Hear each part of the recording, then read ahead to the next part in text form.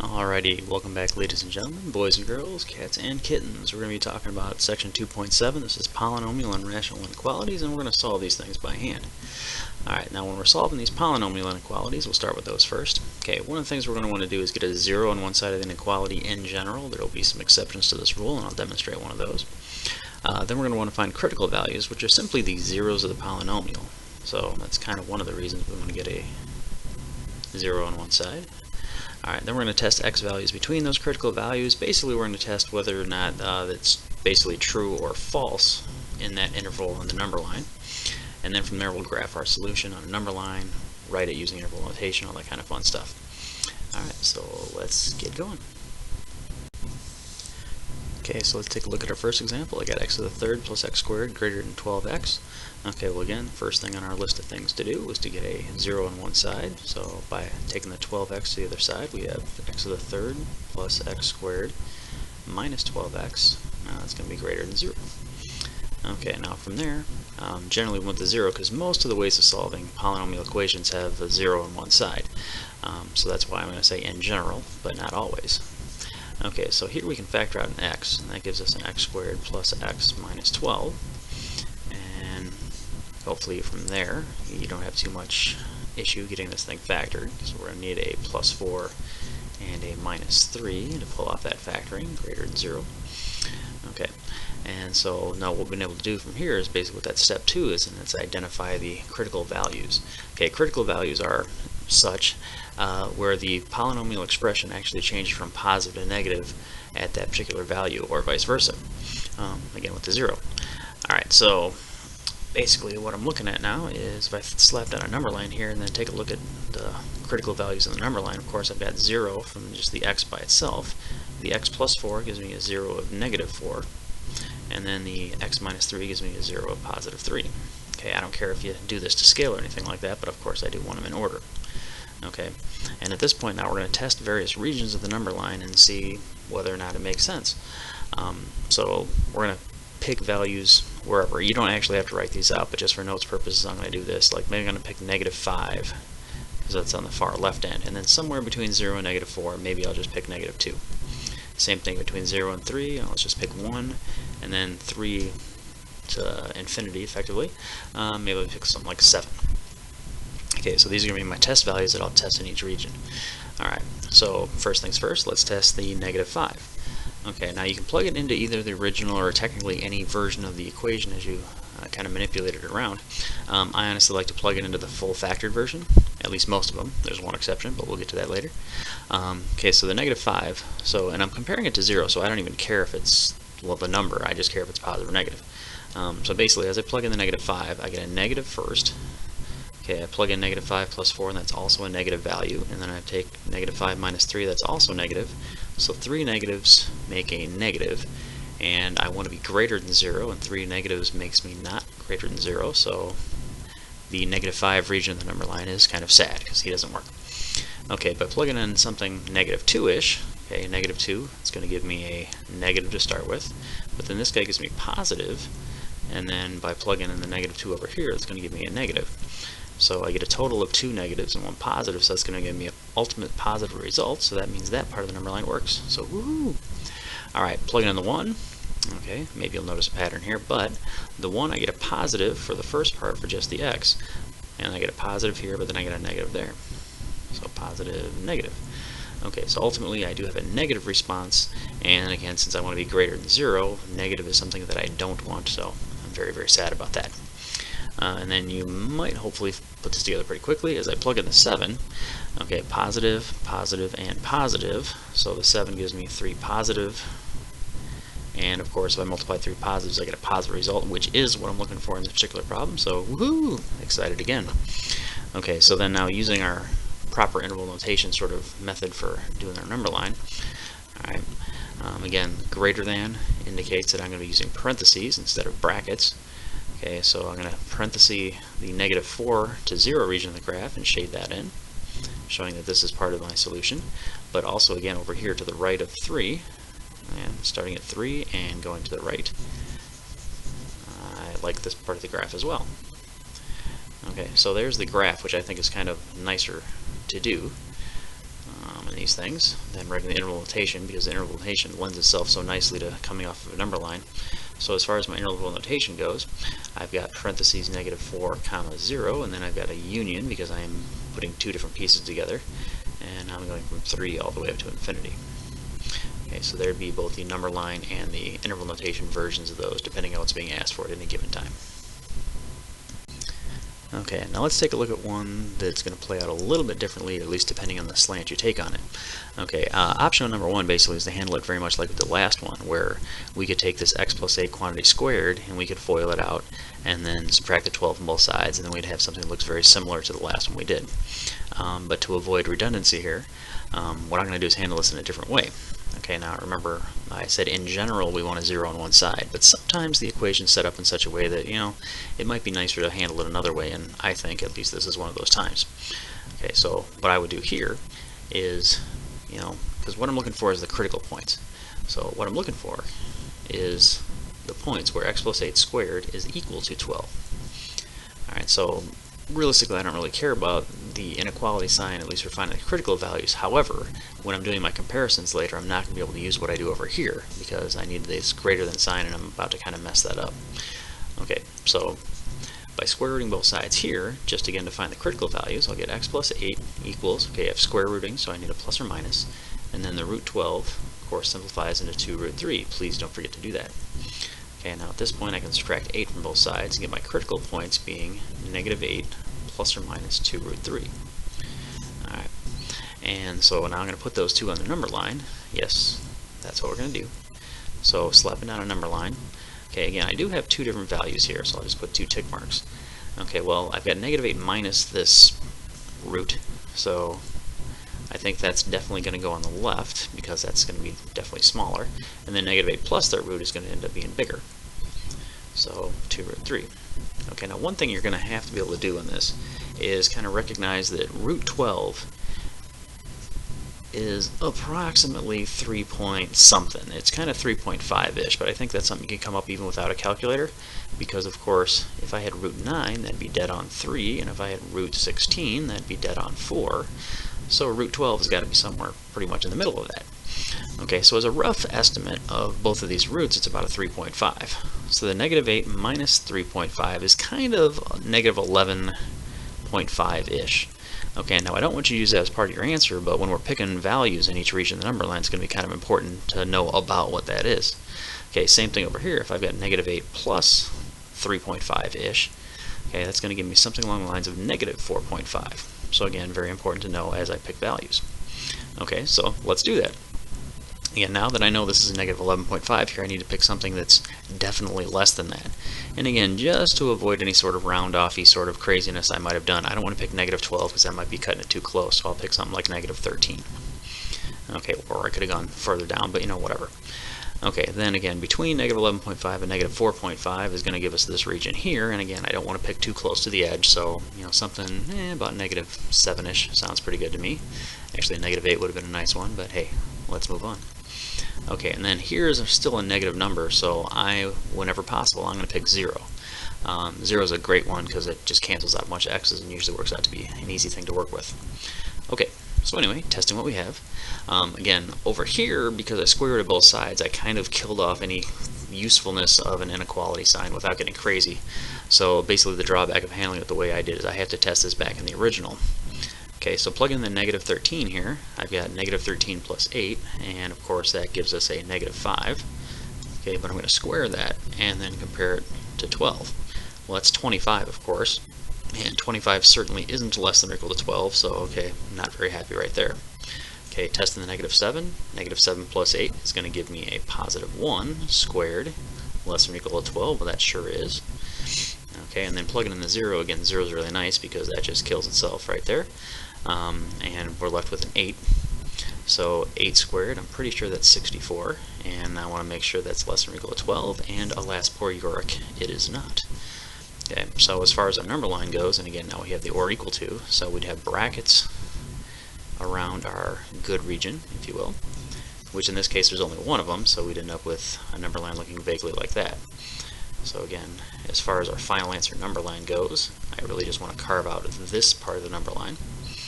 Okay, and then I didn't really leave myself room in there for the interval notation version of the answer, but it would look like -8 minus 2 root 3. Sorry, that 8's leaning over a little bit.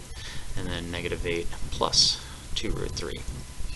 Again, that probably doesn't mean much to most people, so that's why, again, I think it's a good idea to kind of have a rough idea of what those decimals would be. So, about 11.5 to -4.5 is our good region. And that's how it shows up in the interval notation. Okay, please keep in mind anytime you need to use something like the quadratic formula or something like that in this, I'm not a big fan of rounded answers, so you will have answers that look like this sort of thing, the -8 plus 2 root 3 kind of deal. So just expect it. It will happen. Please don't give me decimals for that, because it will make me sad and hurt my feelings and destroy my self-esteem, so please don't. Okay, let's talk about rational inequalities now, and basically the steps are almost identical to what we just had for the polynomials. A couple little differences I want to point out, which is why I've listed them again. But first of all, we need to get a 0 on one side, and this is going to be an always sort of situation. The other one, there were some kind of issues you could work around, and it wasn't such a big deal, but this is really going to be an always scenario. Then we're going to have to find critical values again, but in this case, it's just the zeros in the numerator and the denominator as well. Okay, so, and another little thing, if we think about how denominators work and how zeros of denominators would work, they give you undefined values. So the zeros of the denominator cannot be part of the solution. So regardless of the inequality sign in the original problem, we're always going to use parentheses when giving the answer for those denominator values. Okay, so keep that in mind as we do this. And then basically we're going to test x values again and then write and graph our solution. Okay, so let's take a look at one of these guys in action. Okay, going with the crawl before you walk sort of scenario here. I've got this rational sort of expression, and it's one big fraction, okay, which is kind of nice because I don't have to worry about trying to add or subtract or anything like that to condense it into a fraction because it's already there. Hint, if you don't already have one, you're going to need to do that. Okay, so right away, I'm taking a look at this guy and thinking, okay, how can I get this guy factored? Because that'll probably do me some good, especially for finding our critical values. So since I got my 0, I can move on to that. Okay, so factoring the 24 into a 3 and an 8 will give me the 5 in the middle. Alright, and sign-wise I need a +8 and a -3. Okay, and then of course the x squared minus 16 gives me a very quick and simple x plus 4x minus 4. And again, I'm concerned about this thing being greater than or equal to 0. Okay, so basically I have 4 critical values. Okay, I've got +3, I've got -8, and I've got -4 and +4. So I'm going to have a pretty busy number line here, so I'll make it kind of big. Alright, and again, putting these guys numerically is very important. I'll have the -8 is my smallest one. Okay, then I've got a -4.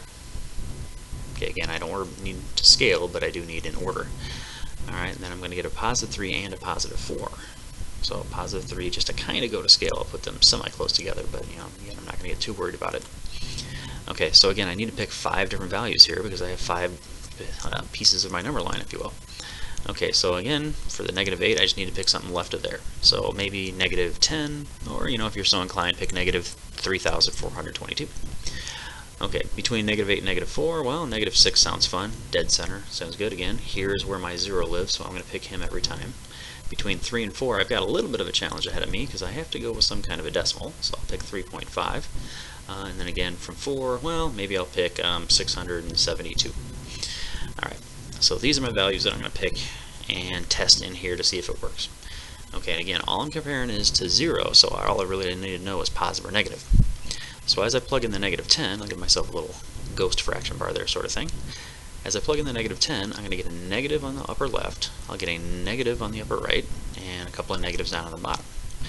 And maybe that looks better in parentheses, but you get the idea hopefully. Okay, but 4 negatives makes a positive, and I do, in this case, want this guy to be greater than 0, so positive is what I want, so I'm happy right here. So I can squeeze in a smiley face. Yay! Okay, -6. Well, as I start plugging things in, I get a negative upper left, I get a positive upper right, and then I get a pair of negatives on the bottom. Okay, so ultimately that's a negative answer, and I want to be greater than 0, so he's very, very sad. Okay, plugging in the 0. Again, very simply comes together, at least I hope it does. I get a negative there, I get a positive there, and I get a positive there, and a negative there. Okay, so 2 positive, 2 negatives gives me a positive result overall, so I'm just ecstatic right there. Okay, the 3.5, again, it's a little messier, but again, all I really care about is positive or negative. So as I start looking at what I got, 3.5 minus 3 does give me a positive 1/2, but again, I don't care, I just care about positive. I'm going to get a positive right there with the plus 8. I definitely get a positive there by adding 4. And I do get a negative there because 3.5 minus 4 does send me to a negative 1/2, but again, I don't care about the number, I just care about positives. And right here I'd get an overall negative response, so I'm again just crushed emotionally. Okay, then when I plug in my 672, again I kind of took a ludicrous answer right there, or ludicrous number, just again to show that, hey, I'm plugging this in and I'll get positive, positive, positive, positive by plugging in that gigantic number. Very much in the same way that I got negatives for every factor when I plugged in a very large negative number. Okay, so anyway, since he's going to come out completely positive, again, I'm just jumping for joy. Alright, so now here's where we've got to be a little bit tricky about things.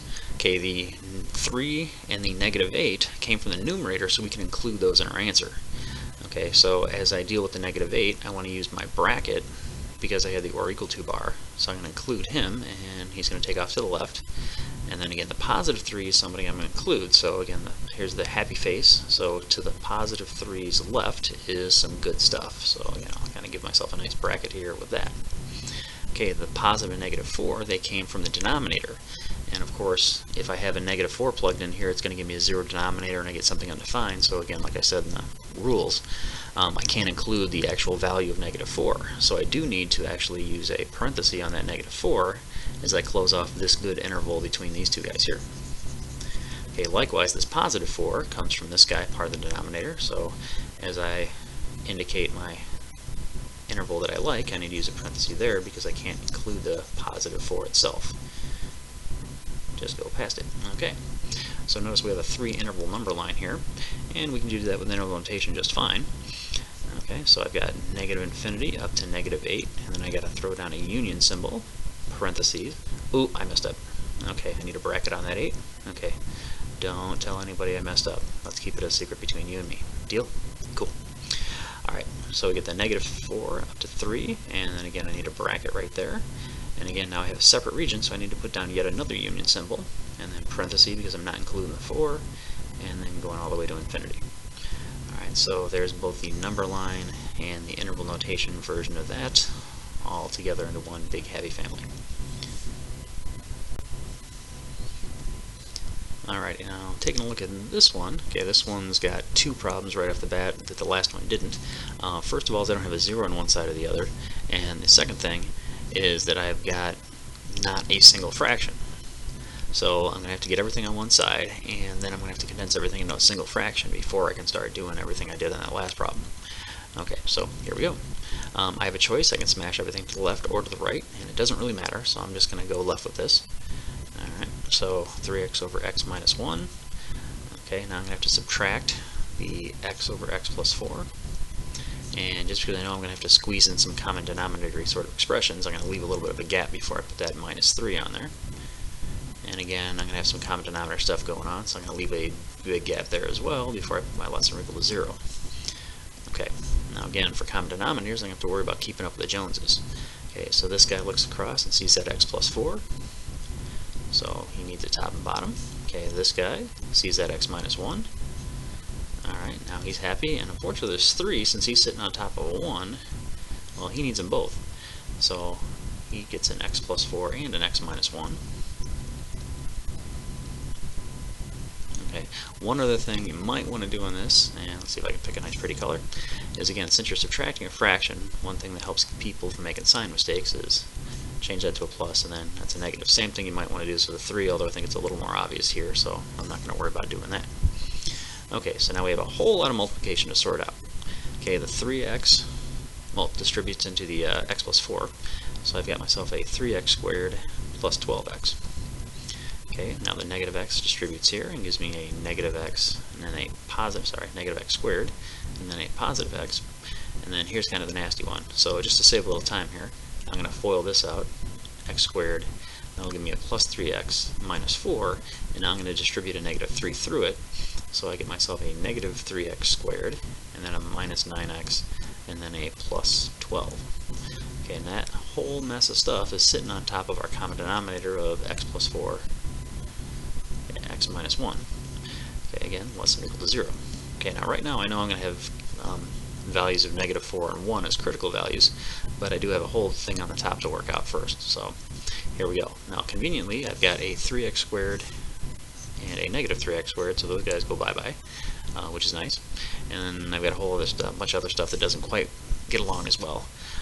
So -x squared, got a 12x and a -9x and a positive 1x, so it's really 13 minus 9, so that's 4x.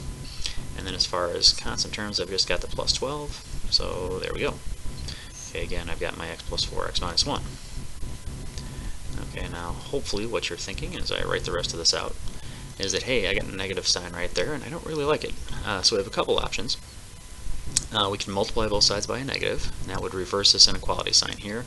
I generally don't honestly like to do that. What I would typically tend to do here is actually just factor out the -1. And so by doing that, I get myself an x squared minus 4x minus 12, and that's living all on top of, again, the x plus 4 and the x minus 1, still setting the guy less than or equal to 0, and then from there, again, I've got a little more factoring to do. Okay, factor my numerator. Okay, I'm going to have an x plus 2 and an x minus 6, and then I give it that other stuff, x plus 4, x minus 1. Okay, and at this point again, now I'm looking at my critical values, and just keep in mind as I'm testing things, I've got this -1 I'm going to have to contend with, so I basically have an extra negative built in for all of the tests that I'm going to do. Okay, so space concerns, I'm going to have to kind of cheat a little bit and just kind of work my way to the right. Alright, and again I've got 4 zeros, and just working my way from low to high again, I've got a -4 as my smallest critical value. I've got myself also a -2, then I got myself a 1, and then I've got myself a 6. Okay, again, plugging in various values, again I'll test something like -5. Shields off. Okay, not much choice but to test -3 unless you want to test fraction of decimals. Again, there's where 0 lives, so I'm going to use him.